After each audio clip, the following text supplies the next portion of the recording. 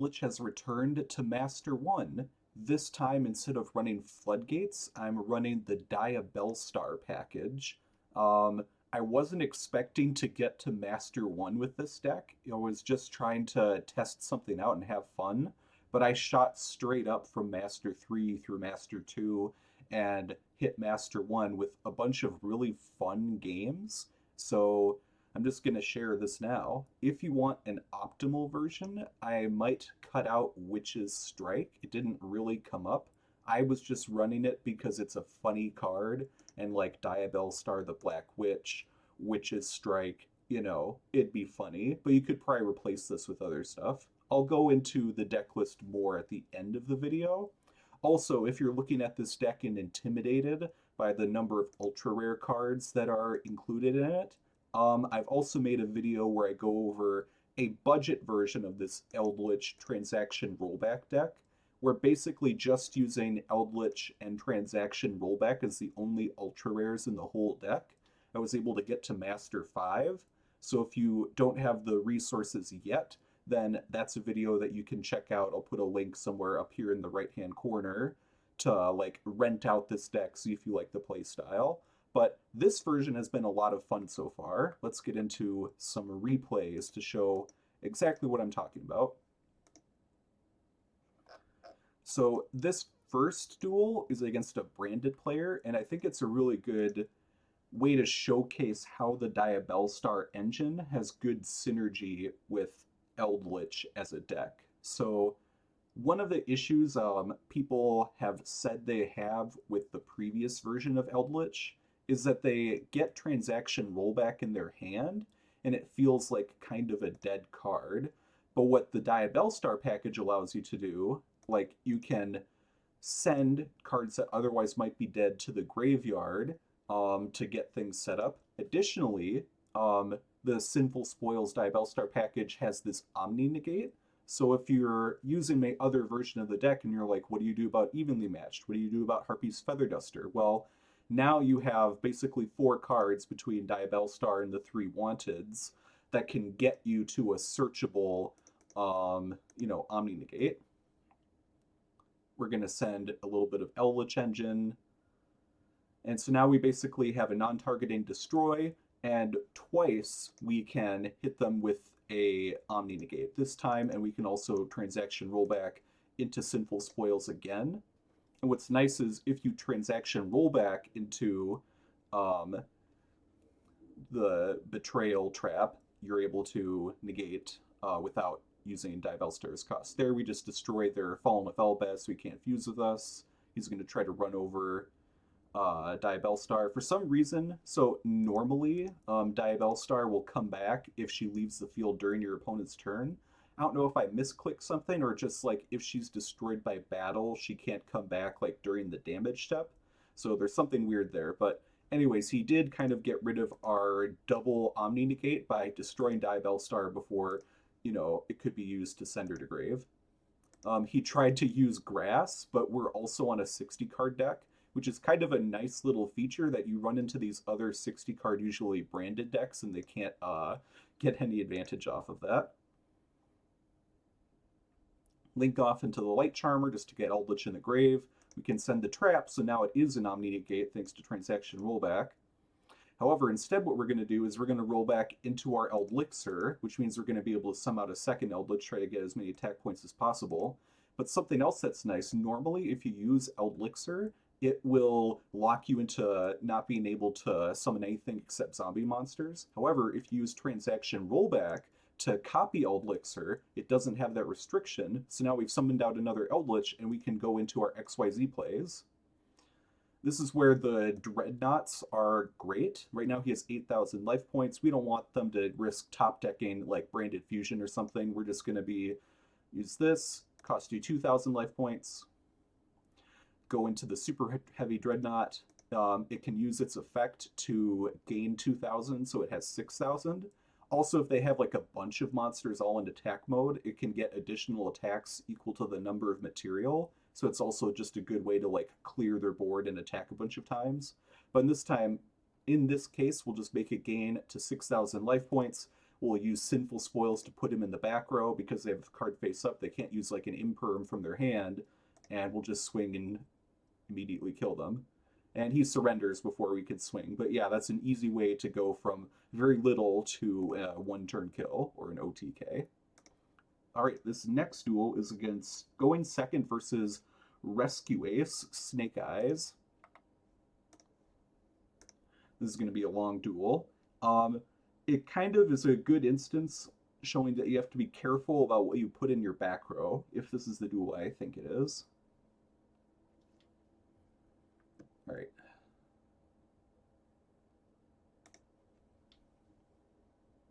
So there, the kind of brick. Here I make a big mistake. I set all 5 cards in pass, so I know that he kind of has bricked. However, I sort of assume he's going to do something, like he's going to put a single card in his graveyard, so if I need to, I can flip Fiend Comedian. But unfortunately, with this set of back row that I have, like, I can't flip anything without him doing something first. So you're going to see for the next couple of turns, he's just, like, going to sit there, and, like, I can't do anything because I've filled my back row up. See, here I could have, if I had left one spot open, maybe not setting Fiend Comedian, then now I could summon Huaquero during their turn, start swinging into their life points. I would be able to use Reasoning, which gets me a ton of advantage, puts like 10 or more cards in the graveyard, maybe a rollback, maybe some Eldlich engine. All right, so now they're finally doing stuff. Okay. Yeah, so at the time when I did this, I hadn't seen a ton of Rescue Ace. Their support had just come out, so I think I make like a misplay or two. All right, they're going to destroy a card. I'm just going to steal one of their monsters just because. Here I think I probably should have just, oh, no, I wouldn't even be able to. They chain blocked. I would have liked to use Psalm Strike to destroy Nightmare Phoenix just so I have a little more options. However, he chain blocked, so I couldn't just negate it. Sprite Elf. Yeah, so the one thing I do know about Rescue Ace is that this guy gets them a ton of advantage by setting a bunch of cards in their back row. So right now I'm just waiting for him to activate his effect so I can Psalm Strike him. Destroy some of their other cards.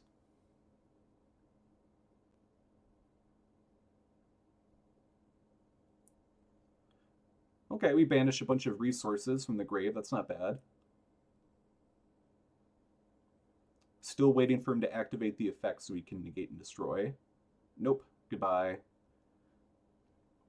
And now we still have a number of resources that have been stuck in our hand for the last couple of turns. Reasoning, let's see what we get. Ash Blossom, we get nothing. Oh well. Okay, now we're actually kind of in a pickle. Destructive Daruma Karma Cannon will be able to save us for a turn. Yeah, he doesn't even destroy it because you know it has a graveyard effect.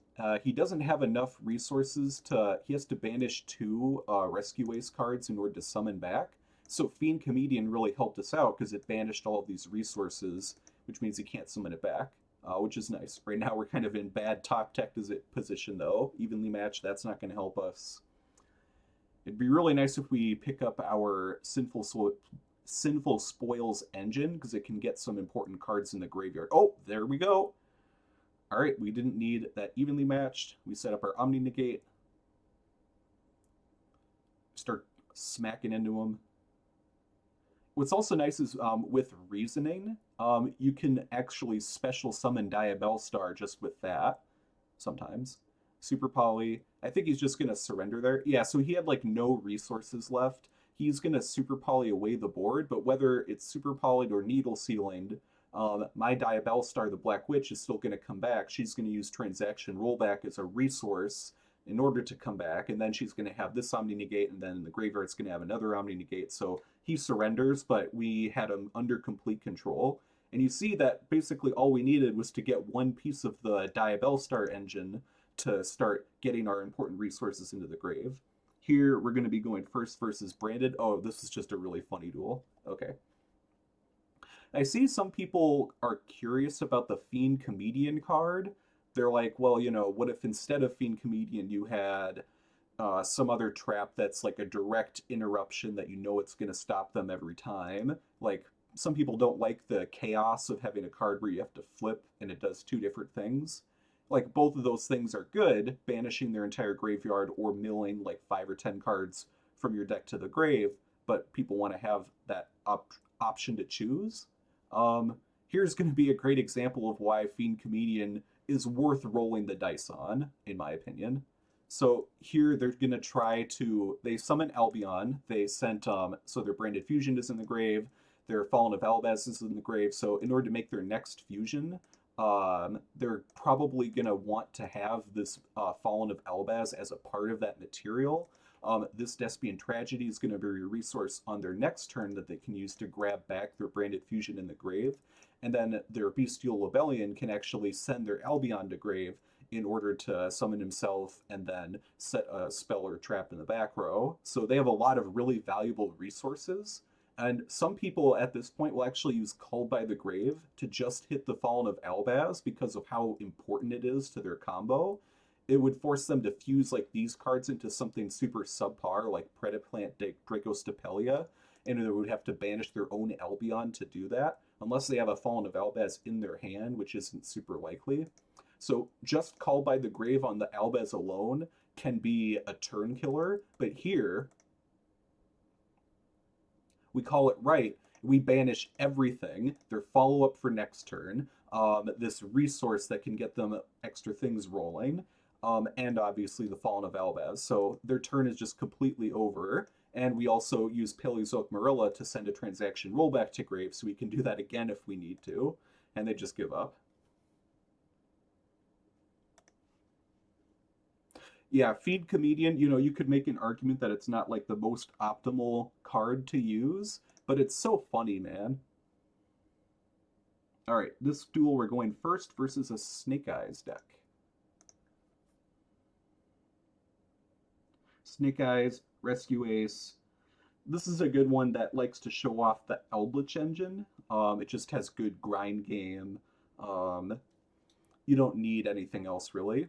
Like there's a reason why we're doing Eldlich with a little bit of Diabellstar splashed in, as opposed to Snake Eyes with a little bit of Eldlich splashed in. All right, they got the Witch, Diabellstar, Sinful Spoils. So here, this is pretty okay. Rescue Ace. Keep popping off. Get more resources. Get a draw. That's another thing that's nice about the Diabellstar package. All right, they're just gonna destroy a random card. They hit the Torrential Tribute, which is too bad. Okay, we send some resources to grave at least, which is not bad. All right, banish a couple cards, summon out the big boy. We're going to destroy it before he has the opportunity. Well, we want to destroy it before he uses his slow effect to set 4 back row. Instead, he's able to dodge out of the way so we don't get a send Bucephalus, send Garura, draw 1. But it's not bad. It still accomplishes the same result. We're not in a good spot, though. They've got the field spell up. Oh, this was really funny. Okay, so we managed to mill a transaction rollback and an Eldlixir. So here, this Conquistador is kind of dead, but what we can do is we can chain the Conquistador, and then we can chain transaction rollback to copy the Eldlixir, which summons the Eldlixir, summons the Eldlich, and then after that we're able to summon Conquistador. Because Eldlich was already on the field when Conquistador is summoned, he gets to destroy a card. They don't get to recycle resources, they don't get to draw 1. And now during my turn, I'm going to start using my Eldlich engine. Eldlixir is going to probably set a Waquero. During their turn, I can banish their Rescue Ace Turbulence, and then I'm not locked into anything because well, actually, I did use Dogmatic Punishment, so... anyways, I'll have these 3 monsters, I'll start swinging into them, and they're just going to surrender. Yeah, I just thought that was a really cool play to use transaction rollback into summoning Eldlich, chaining the Conquistador. Oh, that's fun stuff. Okay, next duel, duel number 5, going first versus Unchained. Let's see. Yeah, Unchained is difficult. They have a decent grind game as well. They're able to destroy cards in order to come back, which means if you destroy their cards, then that also gives them fuel to keep coming back. So I think patience is a really important part of the grind game. Something else I wanted to say, a reason why Eldlich is great, well, first of all, is because we can completely ignore hand traps. For follow-up next turn, we're going to use transaction rollback as fuel to send one of their cards to the grave. But also, it's really simple. Like, look how fast my combo was. I just set 4 cards and pass, and yet I have really solid recursion and engine. I can destroy 2, or destroy 1 and return 1 to hand, or whatever. I have a lot of flexibility. I have a wipe the entire board, and I have a trap trick which can go into anything. It can go into Karma Cannon to take out link monsters. It can go into Needle Sealing to blow up everything again. It has just a ton of flexibility. So very fast turns and very solid interruptions. As opposed to them, they're gonna have to memorize a bunch of lines and keep doing stuff. Okay, they're gonna destroy a single card. That's fine. Summon out. All right, they have this, which is a single pop, so we'll probably try to hit that with our Dogmatic Punishment, maybe. All right, they're still going. Keep destroying stuff. Okay, they destroyed our Conquistador, which is too bad, but it's okay. It's going to be engine for the future. So here they're going to try to destroy one of their own cards. We're going to destroy it for them. Syndicate Kalos, maybe we'll get a decent mill. What did we hit? Not really that much. Okay, this is actually looking pretty bad right now. We have, like, engine in the grave, but that's just about it. They're destroying their own cards. Unicorn, yeah, I think the play here is going to be Trap Trick into Karma Cannon. Or Needle Sealing, okay. Needle Sealing, you blow everything up. When you destroy stuff, that still gives them the opportunity to continue doing things. But here we hit them at a good point where they didn't have too many of their Unchained cards on the field yet. We're going to use both of our Eldlich traps to get searches off. One of these is just going to be fuel for the Golden Lord to come back at 3,500. Get this guy in the grave. We send to grave instead of destroy, which is really nice. Special summon at 3,500. All right, what are we going to grab? More engine. We have a rollback in the grave, which is great. Wanted. If we get another Diabellstar card, we can actually shuffle it in the... Yep, so now we're going to be able to draw a card. We special Ecclesia, which searches out another punishment. And this is another neat synergy that the Diabellstar package has with this Eldlich mill deck. Like, the fact that you can potentially mill both a Wanted and one of the other spells in order to shuffle back and get a draw 1 means that your reasoning is potentially not just summoning out like an Ecclesia or a Witch to get you a search for a really powerful interruption, but it's also giving you a draw, like, and a bunch of resources in the grave. It's great, I love it.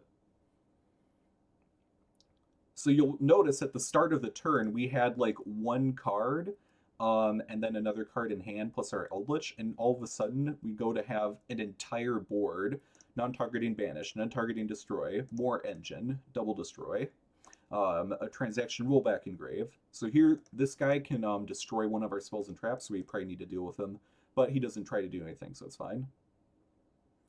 All right, they're still popping off. See, look how much engine they have, though. They had, like, nothing, so here a Fiend Comedian would have been really nice to try to banish their grave. All right, they're still popping off. He's going to try to link with our Eldlich, but we're just going to destroy him first. But destroying means they get to keep popping off, so okay, now what are they going to do? Well, let's banish another one of their cards for starters. Goodbye. He comes back. He's going to try to link with us again. We're going to destroy 2. All right, do they have more? Nope. Okay, now we just have enough to swing into them and kill them. Man, that's great. And we drew into grass just to... Oh, that wouldn't have mattered that much. Dude, this deck is so fun. Okay. Duel number 6. Let's see. Going... Who are we dealing with? A Labrynth deck. Okay, Labrynth Unchained. Going first versus Labrynth Unchained. This is another great deck matchup, or a great replay rather, to show the Eldlich Diabellstar synergies. Going first is an okay hand. This would have been better going second, obviously because of the evenly matched and the Golden Lord in hand. But we have like an interruption and something that could lead to an interruption, either by banishing their grave or sending resources from our deck to grave. Okay, we're not in a terrible spot. Let's see what we got. Okay, we got the Diabellstar package. No Ash, not bad. So here I kind of make an interesting choice. I don't want to like use Eldlich to target in and send to grave because that would mean like I just need enough resources for a Diabellstar to do stuff. So instead I'm just gonna set evenly matched and use it as fuel for the Golden Lord to come back. And then I'll have non-targeting destroy and other stuff. I also have this omni negate. All right, what are they gonna do? So here they're trying to imperm. It's not going to do anything, but they just want to have an opportunity for a lady to chain to their own trap to search from the deck. And I don't want them to do that. So we're going to chain this. It's a continuous trap, not a normal trap, so they don't get to chain to search. And we're going to destroy the Ariana, but it doesn't really matter. The main reason I'm doing this is to prevent them from getting a search off. They're going to try again. This time I don't have a choice but to let them search. However, instead of chaining to their trap to use the dogmatic of punishment, I wait until lady chains to their trap to get a search, which means now there's nothing in their backcourt to protect them. So we're just going to destroy their lady now, get a draw off of Bucephalus. So here I've had this happen before where Lab sets up this transaction rollback when I have an evenly matched in the grave, which obviously is very bad. The way that Eldlich deals with that is they want to have a Huaquero, which you can use to banish your own evenly matched when they try to hit you. But now we also have Sinful Spoils of Betrayal, which is going to be able to negate their evenly matched. Or we call it wrong. Let's see what we get. Oh, just another little bit of engine, which is fine. Now we can get our Huaqueros. We can also banish our own evenly matched if they try to banish us. So we have multiple ways of dealing with them now. They just want to send their own rollback to grave instead, which is, you know, a choice. All right, they have their clock back. They want to use it this turn. That's too bad. Now I'm just going to negate it. And then as a resource for Diabellstar to come back and get a search off, she can send our used Conquistador from last turn. So now we're going to get even more engine going. We have this as follow-up. Transaction rollback, where are they hitting? They're just trying to get their engine online. They're like, I need to get my lovely out. I need to start recycling things. I'm just going to say no. I'm going to banish that. What's also nice is because we banish their big welcome, like they can't like banish their big welcome to bounce one of my cards to hand or one of their cards to hand or something. So it's a double interruption where it takes out them trying to copy it, but it also is a future resource they don't get, and they surrender. Totally annihilated. Is it optimal to be running the Diabellstar package instead of floodgates? I mean, I guess probably more testing is necessary, but it's been pretty fun so far. All right, going first versus a tier deck. Remember, this was a pretty fun duel.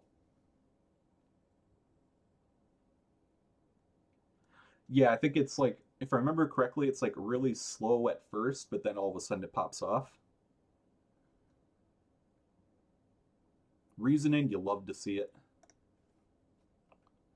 What are we going to get? Okay, so not a lot. But, you know, we have punishment, which we can use to send. Uh-oh. Okay, so that's funny. So here they just have this guy. All I'm trying to do now is to send Kalos to get like a mill so I can get more resources, get my engine online, and start trying to pop them. What are we going to hit? Okay, so we hit a transaction rollback, which is not bad, and a bunch of good cards to use transaction rollback on. So now I'm just going to use rollback in grave. They have both of their shufflers and nothing else. So I want to bait their shufflers into, you know, getting used. Great, we baited one of them. So they still have that other shuffler, which is kind of a really good interruption against our rollback deck, but it's okay. Here he must have been like Giga Bricked, like Max C, Ash Blossom. He doesn't even set like an imperm or a called by. It's not good. Yeah, some people like to do this where they just don't set any cards, have everything in their hand, especially against like a stun player. But we're not really a stun player. We have 3,000 attack. We have tons of really powerful interruptions, and the Eldlich engine having either 25 or 3,500 attack, level 10 XYZ plays we can make. Like, you can't just sit here and wait. Like, we're going to kill you pretty fast. All right. He gets a couple of cards in grave, not the best. Okay, he's going to try to fuse. We're just going to negate that. No fusions for you. Uh-oh. So here they could try to make a Baronne de Fleur. We're just going to flip everything face down. We don't want to deal with that. So now we have the opportunity to start destroying their stuff more quickly. Ooh. Nice, Diabellstar package. What's also really nice is Diabellstar can send a card that's face down on the field, so this rollback hadn't really been doing much before, but now we send it to grave and suddenly we have, you know, any super powerful interruption that we want. And we can set our omni negate. So now I'm feeling really good. We've got an omni negate, we've got a dogmatic punishment. They still have their shuffler, but we can bait it out, force it out, whatever, by using our last rollback in grave.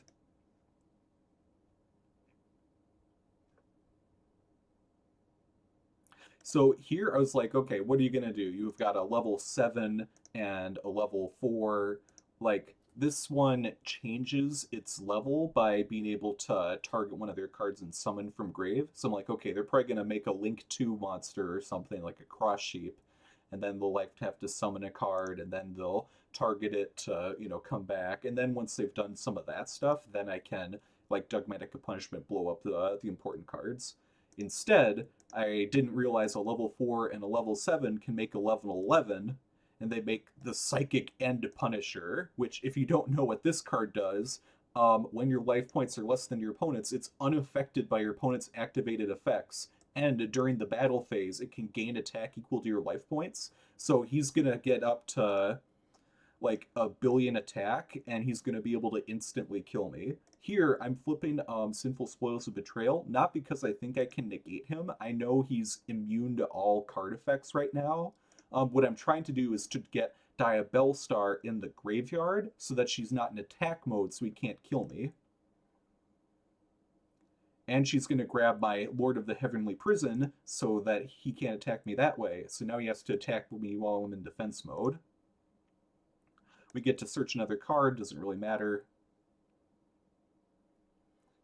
All right, so now we're not in a good spot. They still have their shuffler in the graveyard, so I can't even use my transaction rollback yet. Gonna try to bait them out by using Wanted. Nope. All right. Get a search off, another Wanted. Let's shuffle a Wanted into the shuffle, get a draw 1. Okay, so now we have a trap trick, which is exactly what we needed. We have another rollback, which is fine. And now I'm going to try to bait out their last shuffler because I want to use their stuff now. So, Daruma Karma Cannon. Change as many monsters on the field to face down defense position. Then, if either player controls a face-up monster, they, the player, must send all face-up monsters they control to the grave. Psychic End Punisher says it's unaffected by your opponent's activated effects. However, the effect to send everything that's still face up to the grave isn't an opponent's activated effect. It's something that the player needs to do to their own cards. So, Daruma Karma Cannon can kill Psychic End Punisher even though it's supposed to be unaffected by effects. So when I do this, this is going to force out the shuffler. They have to respond or else they lose their giant monster, and then I have a bunch of interruptions. Okay. However, I want to point something else out. Here's one destructive Daruma Karma Cannon that was milled to the grave.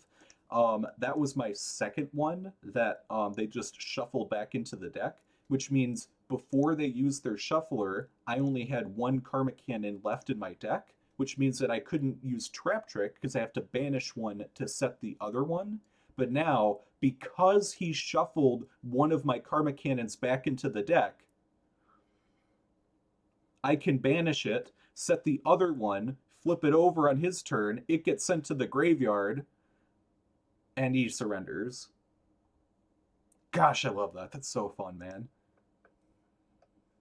Yeah, trap decks have a lot more interactability and interesting plays than I think some combo players can give them credit for. This last one was my rank up game, and it was okay. So it's against a 60 card branded deck, and this was a lot of fun. I also made a short clip on it.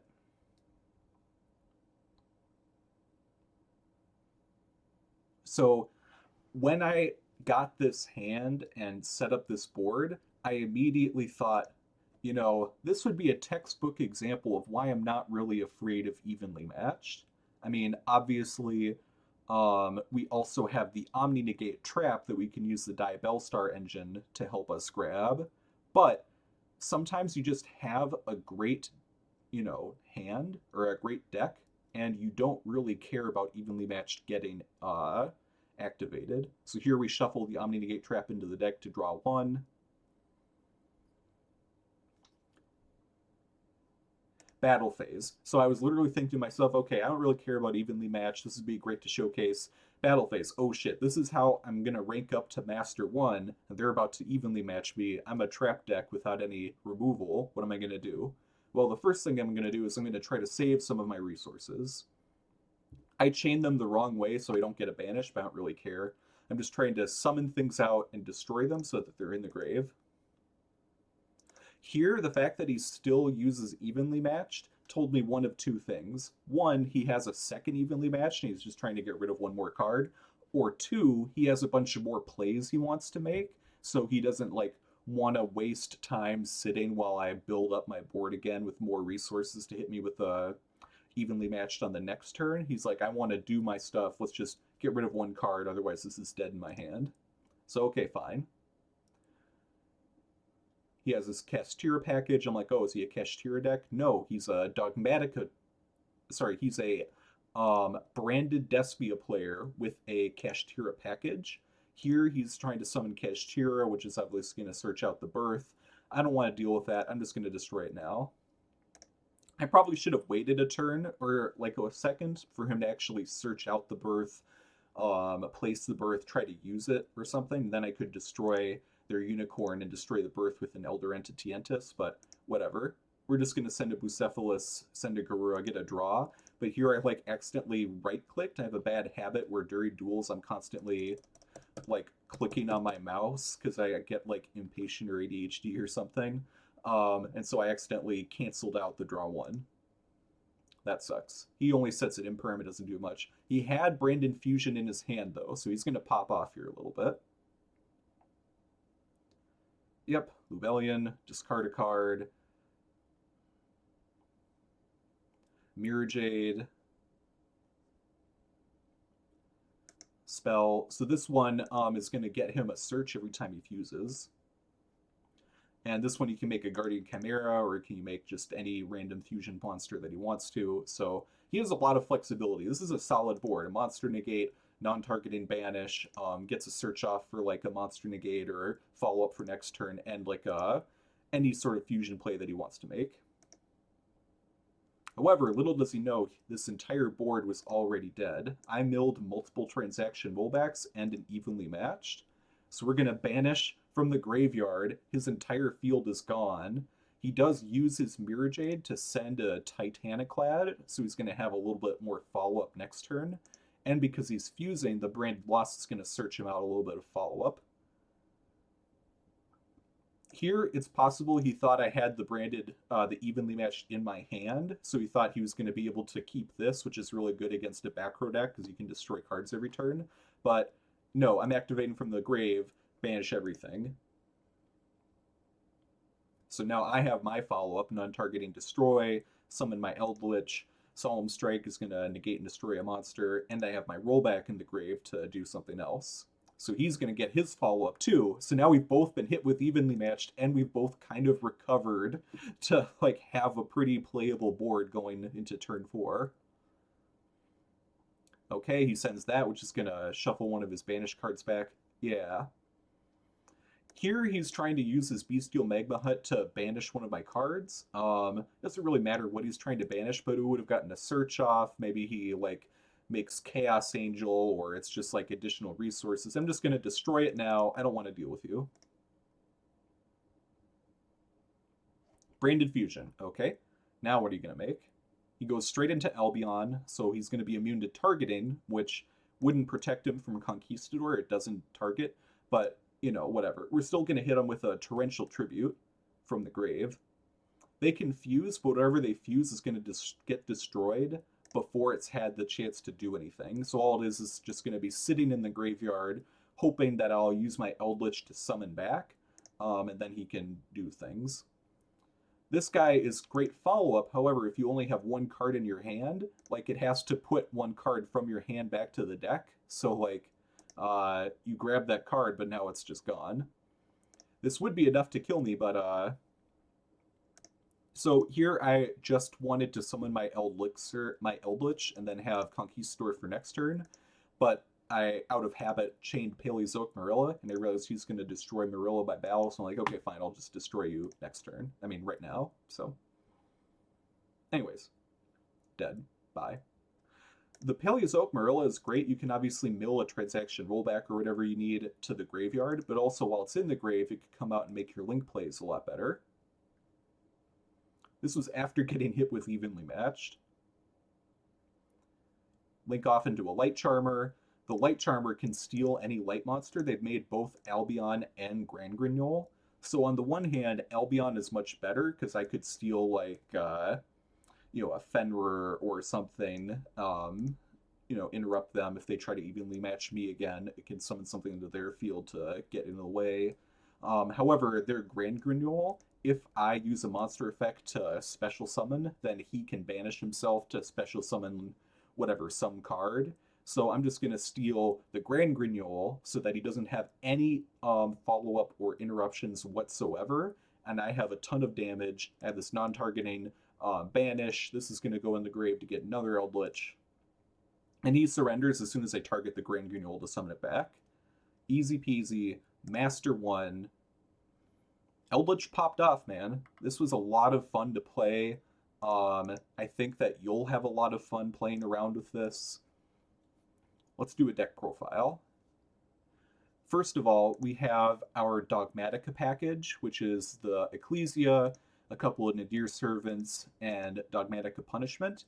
So this can obviously be special summoned off of a Reasoning if they call a level 1 because they think you're like, you know, a Snake Eyes deck or something, or if they call level 10 because you know that you're an Eldlich deck, then you're going to be able to special summon, get an interruption, and then Nadir Servant itself, in addition to searching you out an interruption, can also either send a Garura to get you a draw 1, or it can send a Kikalos to mill 5 cards to your graveyard. It's just a really solid package, and because Dogmatica Punishment is so good in a back row deck where you have this flexibility to either destroy 2 cards or destroy 1 and send 1 to grave, it does a lot of great stuff. The Dogmatica Punishment package needs to send something from your extra deck, so you can send an Elder Entitientis to destroy any additional card. Kikalos is a mill 5, Garura is a draw 1. You can send Bucephalus if you're just trying to destroy a big monster, so that you still get advantage by destroying a big monster, which then sends Garura, which gets you a draw 1. You can also send a Malong if you just want to bounce a card to hand, like a you know, a branded you know, the Mirror Jade or something, or Kikalos, Rhinoheart, whatever you want. So if you want kind of the budget version, again, I'll recommend you look at my video that I made, like the super budget version of this deck that got me to Master 5. Like, I only have 200 some subscribers. I only started making videos a couple weeks ago, and that video has like over 10,000 views. Like, that ratio is absolutely ridiculous. Clearly, people really liked being able to see that. So if you want to test out something budget, you can watch that video, see the deck lists that I provide there. Let's talk about the Diabellstar package. Obviously, there's the Black Witch herself. She's great. She can search out any of the Diabellstar cards that you want. If you're going second, you can grab this, which puts one of their cards in the back row. Or if you're going first, you can search out the Omni Negate, which I talked about why that's great. You finally have a way to stop a Harpy's Feather Duster, evenly matched, whatever, in a way that's like relatively searchable.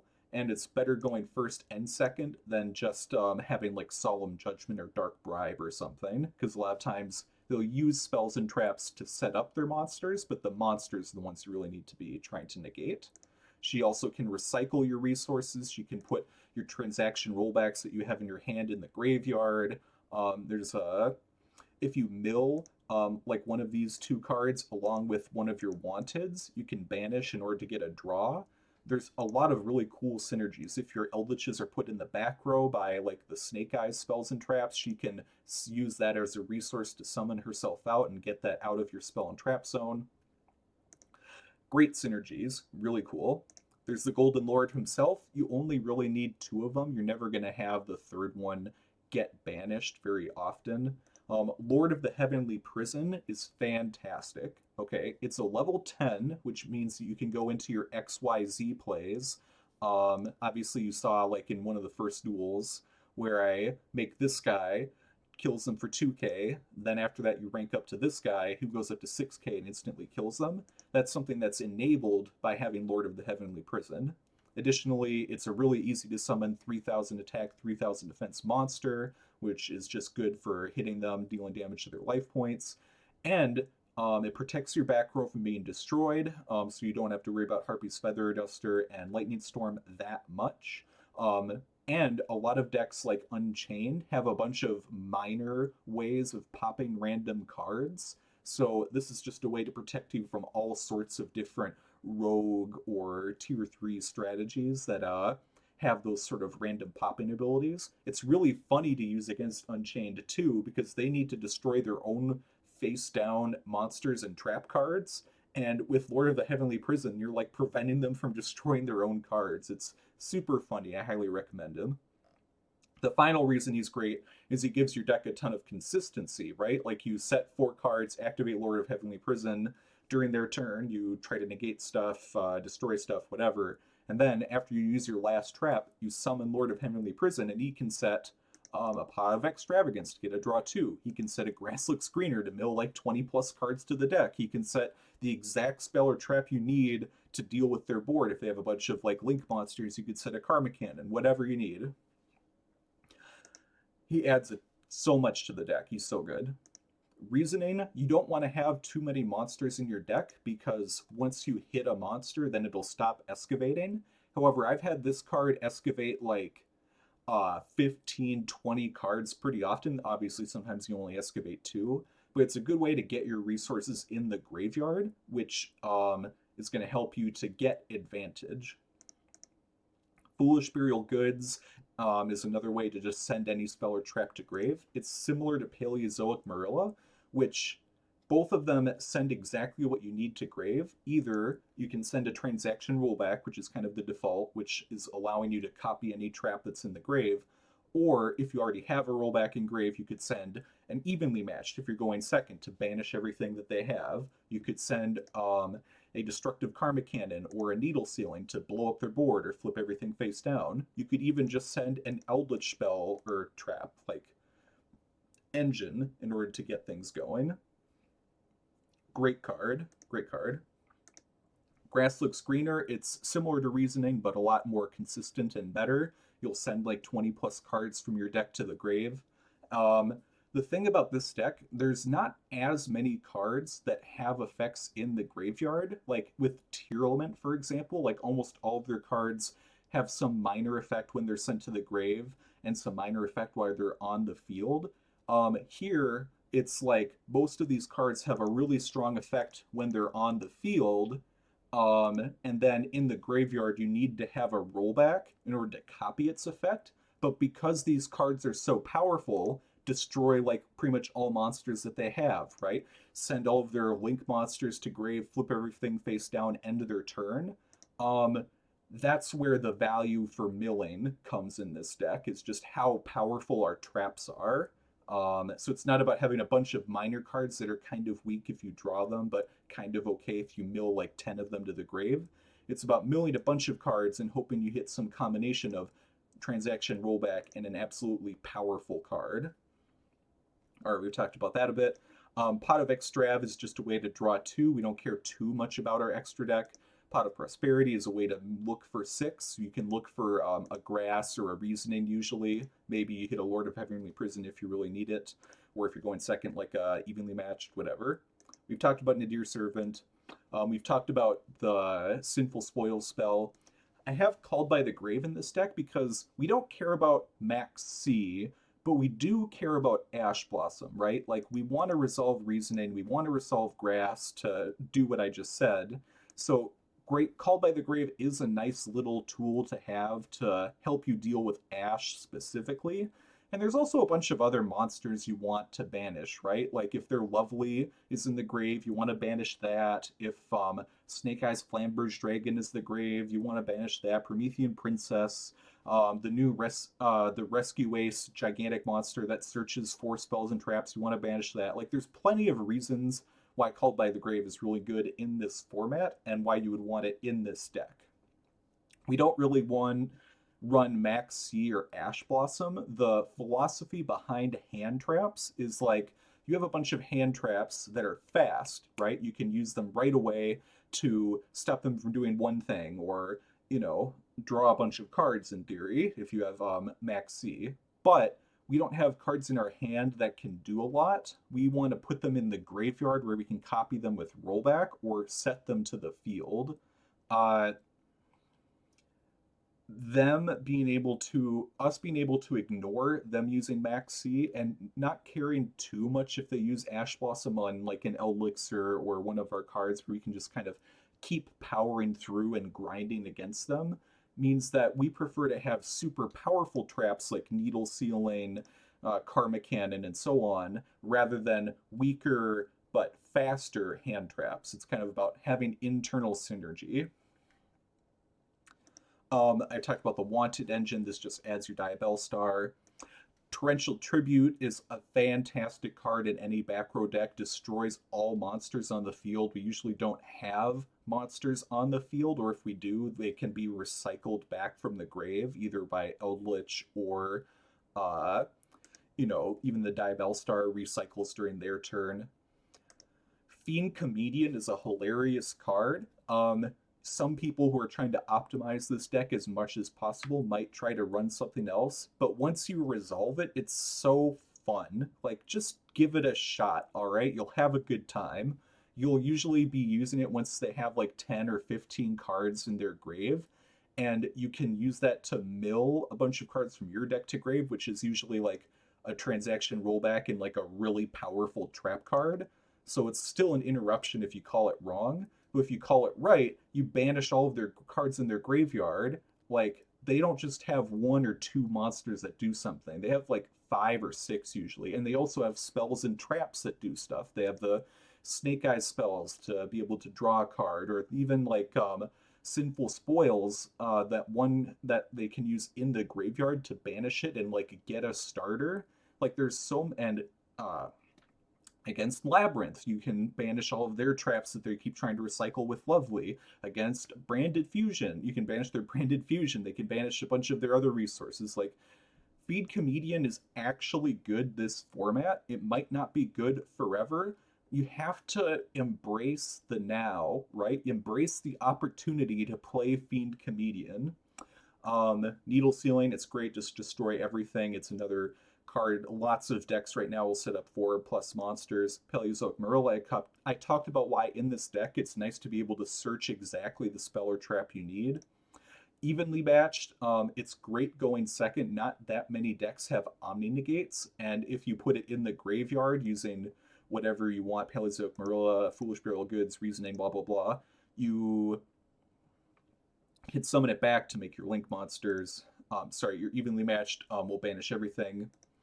Trap Trick is fantastic. If you only have a Trap Trick and a couple other cards, and they hit you with like a Harpy's Feather Duster, you can use Trap Trick to banish one rollback to set the other to your field. They destroy all your cards, including your rollback and your trap trick. And then during their turn, you can rollback, copy trap trick. Trap trick sets another card. You haven't activated any cards on your field since you used trap trick before, and now you can activate like a karma cannon or something, even after they hit you with a feather duster. So it's a way to play around things.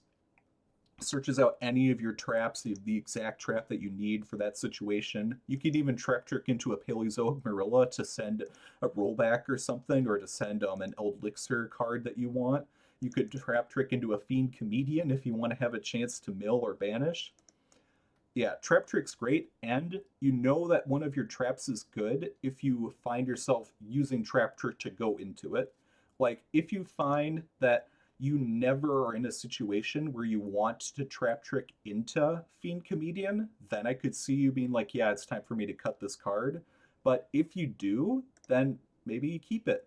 So yeah, you always want trap trick, great consistency.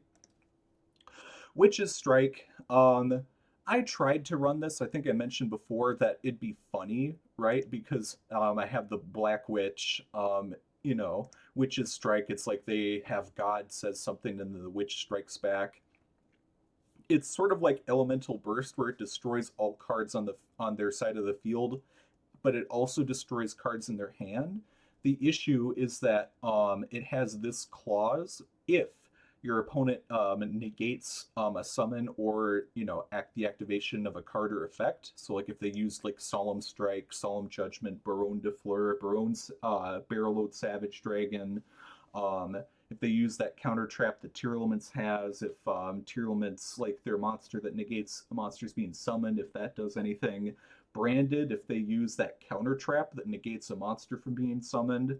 Like, there are a decent number of decks that have at least one or two ways to negate the activation of something.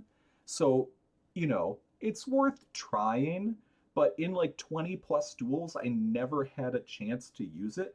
The only time was I went up against a stun player, and I knew that they had Solemn Judgment because I normal summoned Ecclesia, and before, like she has an effect where if it's normal summoned, you can search a card, and they had a chance to do something after I normal summon, but before she could do a search, which always means they have a card that can negate the summon.